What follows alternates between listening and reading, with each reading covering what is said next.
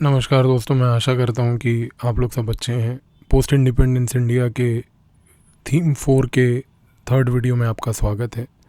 Friends, in this video we are going to talk about the most important challenge that India had with respect to its institutional existence, and that challenge was with respect to the foreign policy.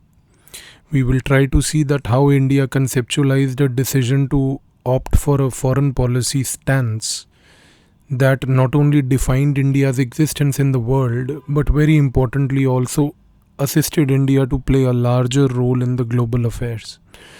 दोस्तों, theme 4 के इस video में आपका स्वागत है। आज के video में हम ये जानने की कोशिश करेंगे कि जब भारत आज़ाद हुआ तो उस समय उसके एग्जिस्टेंस के ऊपर एक बहुत बड़ा चैलेंज ये था कि वो अपनी आइडेंटिटी पूरे वर्ल्ड के सामने किस तरीके से पेश कर पाए। और जब ये चैलेंज दोस्तों भारत के ऊपर आया कि हम अपनी आइडेंटिटी एक तरीके से पूरे संसार के सामने किस तरीके से पेश कर पाएँ, इस दौरान हमने कई नीतियाँ अपनाई और इन नीतियों के कारण हम लोगों ने अपना एक एग्जिस्टेंस ही डिफ़ाइन नहीं किया, बल्कि वर्ल्ड में एक बहुत महत्वपूर्ण रोल प्ले किया जैसे जैसे समय बीतता गया। तो दोस्तों, भारत जब आज़ाद हुआ तो एक ऐसा इन्वायरमेंट था उस समय ग्लोबल लेवल पे कि कहीं ना कहीं वर्ल्ड वॉर 2 अभी बस ख़त्म ही हुई थी। और वर्ल्ड वॉर 2 ख़त्म होने के बाद पूरा वर्ल्ड जो है 2 भागों में बट रखा था। वर्ल्ड वॉर 2 के 2 विक्टोरियस पावर थे, एक सोवियत यूनियन जो एक तरीके से मॉडर्न डे रशिया है, और दूसरा था यूएसए जो अमेरिका है। दोस्तों, ये दोनों वर्ल्ड वॉर 2 जीते थे और दोनों वर्ल्ड वॉर 2 जीतने के बाद एक तरीके के कंपटीशन में अब आ चुके थे। कंपटीशन का कारण सबसे बड़ा ये था कि अमेरिका जो है वो एक रणनीति अपना रहा था जो कहीं ना कहीं अलग थी सोवियत यूनियन के रणनीति से। दोस्तों, अमेरिका जो है एक कैपिटलिस्ट कंट्री थी और वो विक्टोरियस हुई वर्ल्ड वॉर 2 में, जीती वर्ल्ड वॉर 2 को। वहीं सोवियत यूनियन जो है दूसरी एक कंट्री थी जो विक्टोरियस हुई और जीती वर्ल्ड वॉर 2 को। मसला ये था कि दोनों बराबर के प्लेयर थे। मसला ये था दोनों एक दूसरे की तरह काइंड ऑफ सुपर पावर भी थे। और सबसे बड़ा मसला ये था कि अब एक ऐसी स्थिति पैदा हो गई थी संसार में कि वर्ल्ड वॉर 2 होने के बाद हमारे सामने 2 सुपर पावर थे और ये 2 सुपर पावर एक दूसरे के साथ compete कर रहे थे। इसी कारण से दोस्तों, जब वर्ल्ड वॉर 2 ख़त्म होता है उसके बाद कहीं ना कहीं हम एक ऐसी स्थिति को उभरते हुए देखते हैं संसार में कि इस स्थिति में जो वर्ल्ड है वो कोल्ड वॉर में स्लिप कर जाता है। और कोल्ड वॉर में इस तरीके से स्लिप करता है कि ये जो 2 सोवियत यूनियन और यूएस हैं, ये अब एक दूसरे के साथ एक आइडियोलॉजिकल लड़ाई लड़ते हैं। वर्ल्ड वॉर 2 जब ख़त्म हुई तो कहीं ना कहीं बहुत सारे मैन पावर का और साथ में कहीं ना कहीं बहुत सारे रिसोर्सेज का खर्चा हुआ, बहुत सारे लोगों ने अपनी जान गंवाई। वर्ल्ड वॉर 2 के बाद कहीं ना कहीं एक ग्लोबल लेवल पे एक कंसेंसस बार बार उभर रहा था और वो कंसेंसस ये था कि वर्ल्ड वॉर 3 नहीं होना चाहिए, क्योंकि इतने सारे लोगों की हत्या होना, इतना सारा देशों का रिसोर्स बर्बाद होना वर्थ नहीं है।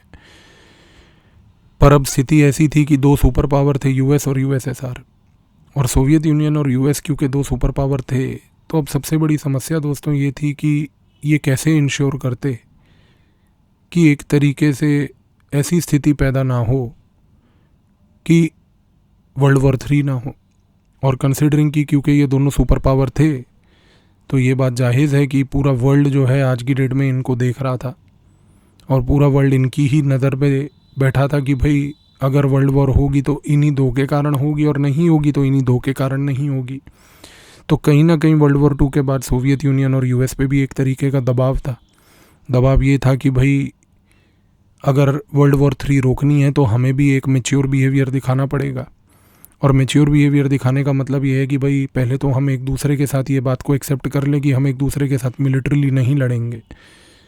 तो कहीं ना कहीं एक अनकम्फर्टेबली अमेरिका ने और सोवियत यूनियन ने वर्ल्ड वॉर 2 के बाद इस चीज़ को एक्सेप्ट किया कि हम एक दूसरे के साथ मिलिट्रीली नहीं लड़ेंगे। भूलिएगा मत कि ये मिलिट्रीली लड़ना इसलिए नहीं चाहते थे कि इनके पास कैपेबिलिटी नहीं थी। ये मिलिट्रीली इसलिए लड़ना नहीं चाहते थे दोस्तों क्योंकि पूरा वर्ल्ड इनको देख रहा था और इनके ऊपर एक वर्ल्ड का दबाव था कि अगर आप दोनों लड़ बैठे तो वर्ल्ड वॉर 3 होगा।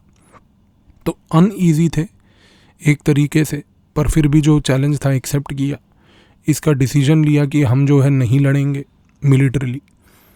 पर बात वही थी कि क्योंकि अमेरिका कैपिटलिस्ट था, सोवियत यूनियन की पूरी थॉट प्रोसेस और आइडियोलॉजी जो थी वो कम्युनिस्ट थी।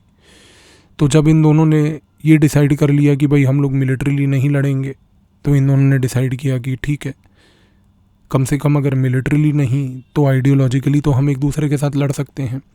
आइडियोलॉजिकली लड़ने के लिए इन दोनों ने एक तरीके से अपनी अपनी कैपिटलिज्म और कम्युनिज्म की आइडियोलॉजी को उठाया और एक तरीके से एक आइडियोलॉजिकल क्लैश चालू हुआ जो कोल्ड वॉर के नाम से हमारे सामने आता है। कोल्ड वॉर, शीत युद्ध, एक ऐसी सिनेरियो है कि जहाँ पर सोवियत और अमेरिका लड़ते भी नहीं हैं, लेकिन एक ऐसा सिनेरियो भी होता है जहाँ पर दोनों पीसफुल भी नहीं होते। पीसफुल नहीं होते क्योंकि मन की लड़ाई चल रही है, आइडियोलॉजी की लड़ाई चल रही है, और लड़ते नहीं क्योंकि मिलिट्री लड़ाई कर नहीं सकते क्योंकि पूरे वर्ल्ड का दबाव है। इस स्थिति में दोस्तों इंडिया पैदा हुआ 1947 में, और उस समय जब हम पैदा हुए तो हमारे सामने ये दो ऑप्शन थे कि हम या तो सोवियत का हिस्सा बन जाते या हम कैपिटलिस्ट अमेरिका का हिस्सा बन जाते।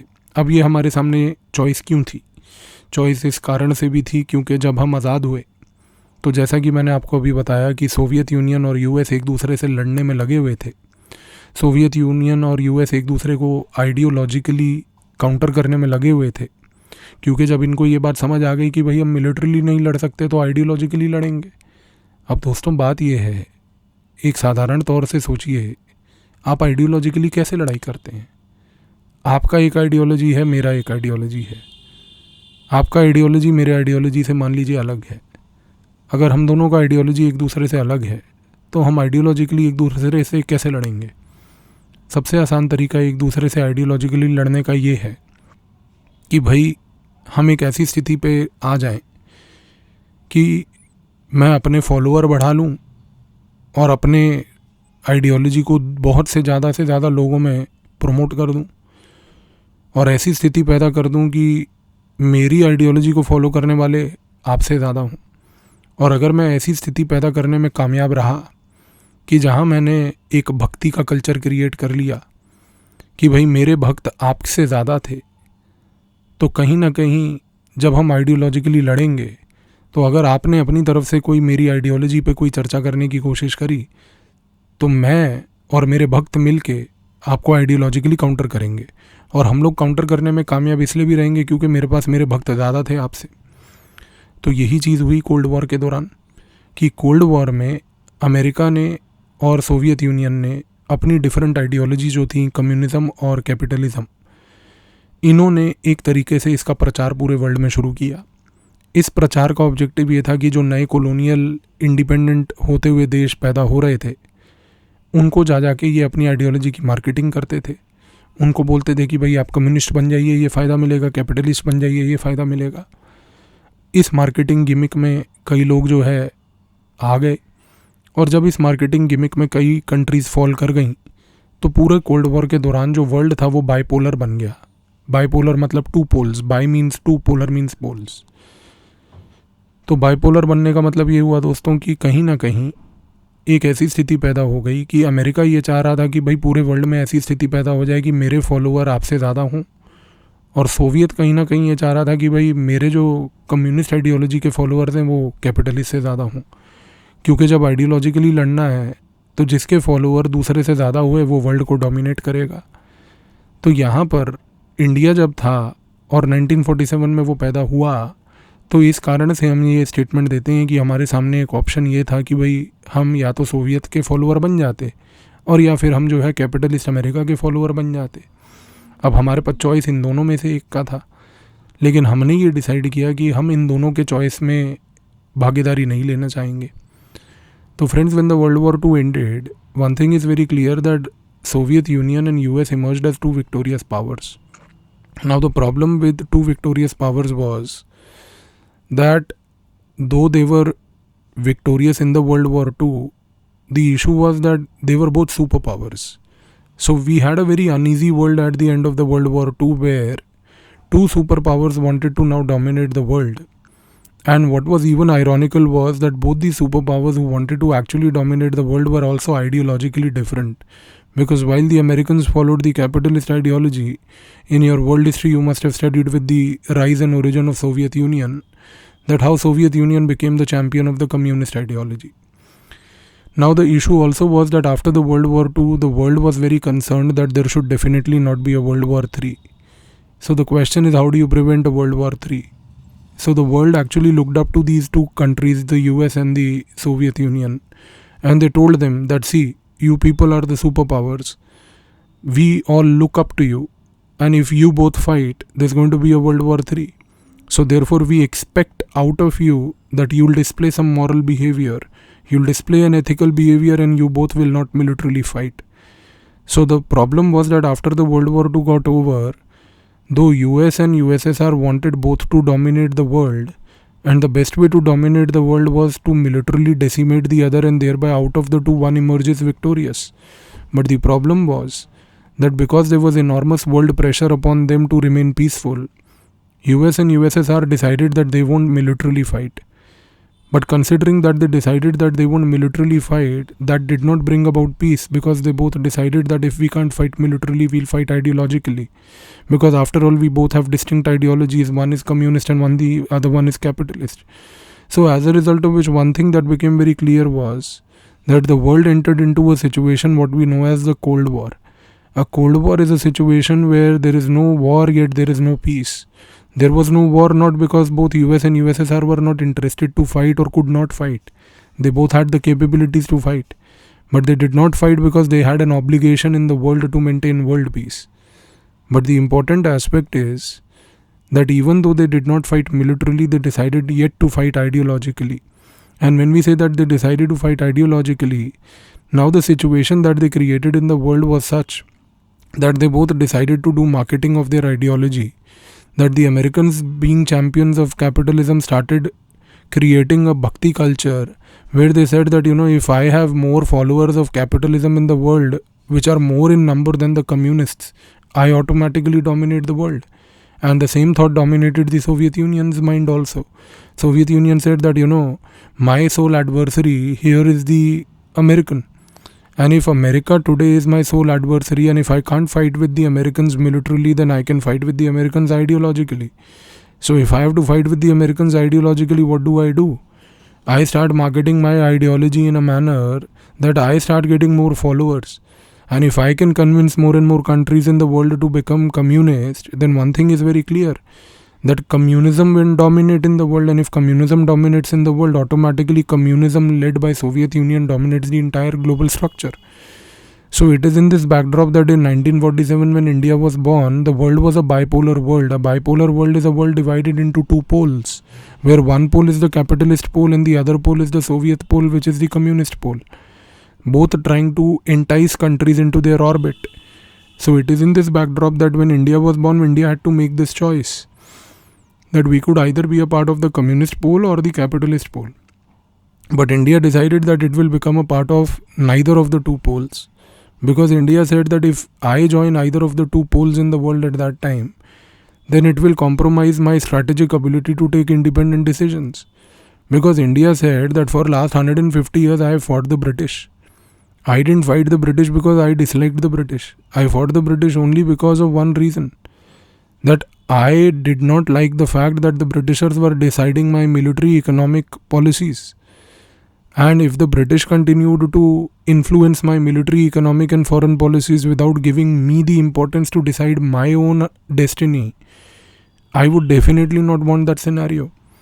India also realized that, if today after independence we join either the Soviet camp and become a camp follower of Soviet Union, or if we become the camp follower of the American camp, then our ability to decide our own economic, military and foreign policies will be curtailed.